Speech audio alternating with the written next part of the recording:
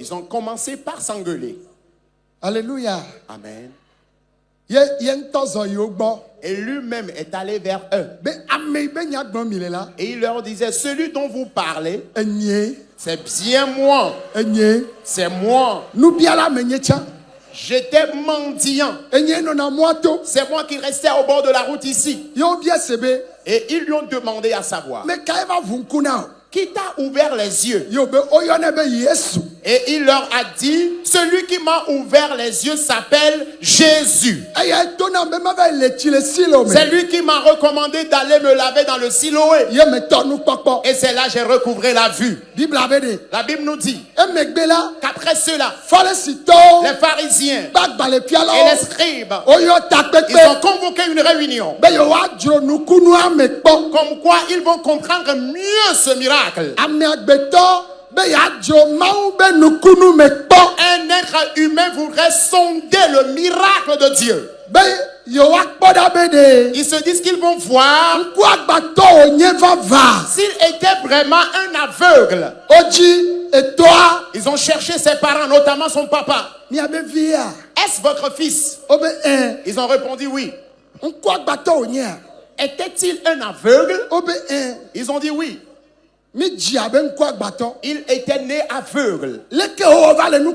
Comment se fait-il qu'il recouvre maintenant la vue? Aux parents de dire, lui-même il est avec vous. Posez-lui la question. C'est un adulte, il n'est pas un mineur. Et on lui a posé la même question. Et il leur a répondu, celui qui m'a ouvert les yeux s'appelle Jésus. Alléluia. Amen. Il s'appelle Jésus. Ils se sont dit qu'ils vont chercher à découvrir si c'était une vérité. Ce miracle. Bien-aimé, bien-aimé, bien-aimé. Ceux qui étaient en train de sonder ce miracle n'étaient pas des païens. Ils étaient des contestataires de Jésus. Suivez-moi. J'ai prêché ce matin sur les 3 groupes de personnes qui viennent à Jésus. Il y en a qui sont dans le suivisme. Ils viennent seulement. Et d'autres viennent. Ils sont venus dans une mauvaise intention spirituellement comme physiquement. Mais eux aussi ils sont venus à Jésus. Et il y a un autre groupe qui est là pour le salut. Mais que Dieu t'aide à ce que tu fasses partie de ceux-là qui aspirent au salut. Réécoute ceci. Thomas.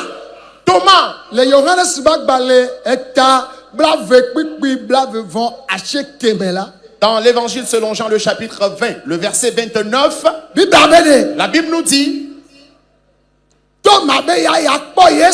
que Thomas, lui, il disait qu'il va voir Jésus. Il doit voir les cicatrices de Jésus avant de croire que c'était vraiment lui. Dans la paume de sa main ou encore dans ses côtes. Réécoutez-moi s'il vous plaît. Alléluia. Amen. Mais il était là avant que Jésus ne soit saisi.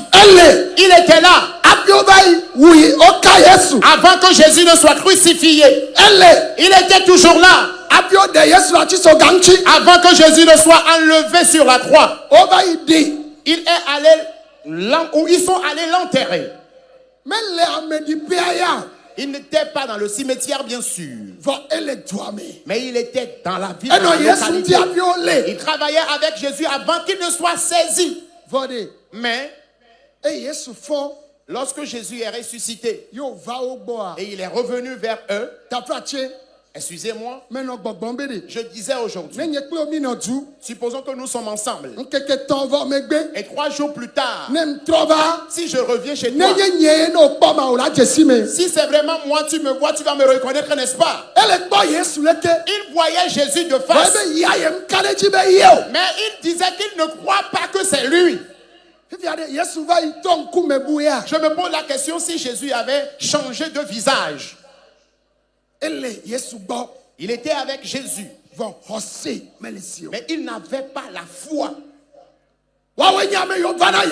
C'est ces personnes-là qui viennent à Jésus et qui viennent toujours à l'église. Il peut être même un serviteur de Dieu, mais ne serait pas en train de croire aux miracles et aux signes de Dieu. Alors si quelqu'un a été avec Jésus et il a vu pendant que Jésus était saisi, il a appris qu'il a été crucifié, il a été enseveli, et il est ressuscité, il est revenu encore vers eux. Mais il leur annonçait cela il y a longtemps. Mais lui, il disait qu'il ne croit pas en ce miracle-là.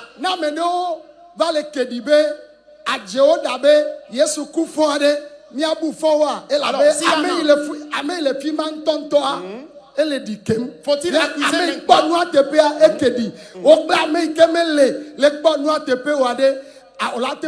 celui qui a été témoin oculaire était en train de critiquer et doutait encore cela. Maintenant, celui qui n'a pas été témoin oculaire et qui critique ou qui doute, faut-il encore accuser cette personne-là? Bien-aimé, Jésus existe. Il accomplit des miracles. C'est par lui seul qu'on aura la vie éternelle. Il existe la vie éternelle. Il existe aussi la Géhenne. Ne sois pas un Thomas. Alors si tel est le cas, le miracle serait en train de retarder dans ta vie. Il y en a qui sont venus ici.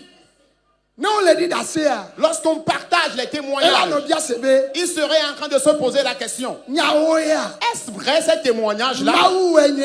Dieu l'a-t-il vraiment fait ainsi? Pour lui, il ne croit pas du tout en cela.